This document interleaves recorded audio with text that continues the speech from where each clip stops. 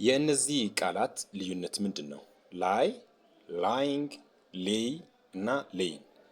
የእነዚህ ጥያቄስ መልሳቸው ምንድን ነው? በጥያቄ ፎርም የቃላቱ አገባብና ትርጉም እንዲሁም አጠቃቀም ለማየት እንሞክራለን ማለት ነው። የመጀመሪያው ጥያቄ I often dash on the bed and read.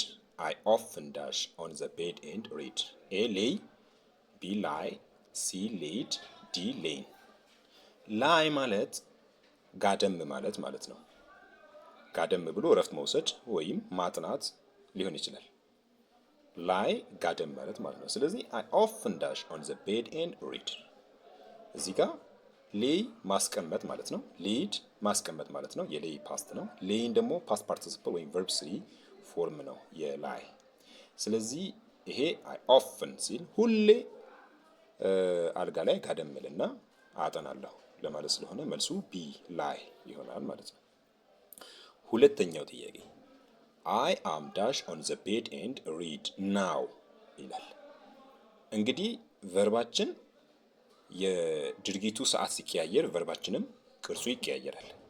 ለምሳሌ ላይ ኦፍን ሁሌ ስለሚደረገው አክሽን ወይም ሲምፕል ፕሬዘንት ፎርም ስለሆነ ላይ ብለናል።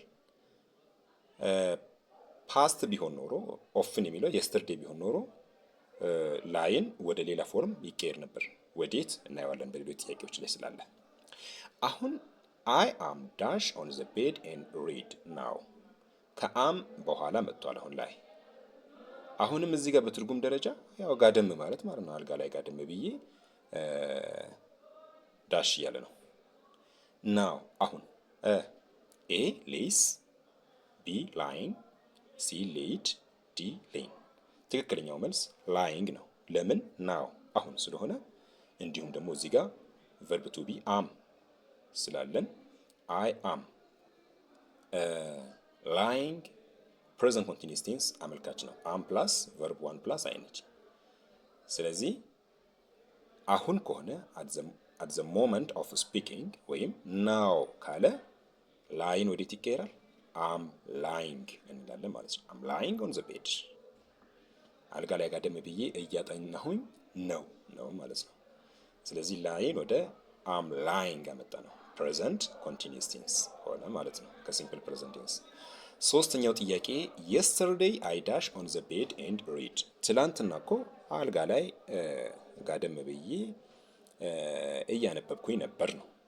አሁን ደግሞ ሉክ ሲምፕል ፕሬዘንት ቴንስ ነበር የመጀመሪያው፣ የሁለተኛው ፕሬዘንት ኮንቲኒየስ ቴንስ ነበር። አሁን ደግሞ ፓስት ሆነ። ስለዚህ ላይ በፓስት ምን ብለን ነው የምንጠቀመው? ትላንትና ጋደም ብዬ እያነበብኩኝ ነበር ስለሆነ የላይ ፓስት ፎርሙ ሌይ ነው። የስተርዴይ አይ ሌይ ኦን ዘ ቤድ ኤንድ ሪድ ይሆናል ማለት ነው። አሁን አራተኛውና የመጨረሻው አይ ሃቭ ዳሽ ኦን ዘ ቤድ ኤንድ ሪድ ፎር አን አወር። ከሃቭ እና ከሃዝ በኋላ ደግሞ መጥቷል አሁን ላይ። ስለዚህ ቅርጹ ምንድን ነው የሚሆነው? ሌይን ይሆናል ማለት ነው። ለምን ቢባል የሲምፕል ፕሬዘንት ፎርም ኦፍ ላይ ነው። ኮንቲኒየስ ቴንስ ፎርም ላይንግ ነው። እንዲሁም ፓስት ፎርሙ ሌይ ሲሆን ፓስት ፓርቲሲፕል ወይም ቨርብ ስሪ ፎርሙ ሌይን ይሆናል ማለት ነው።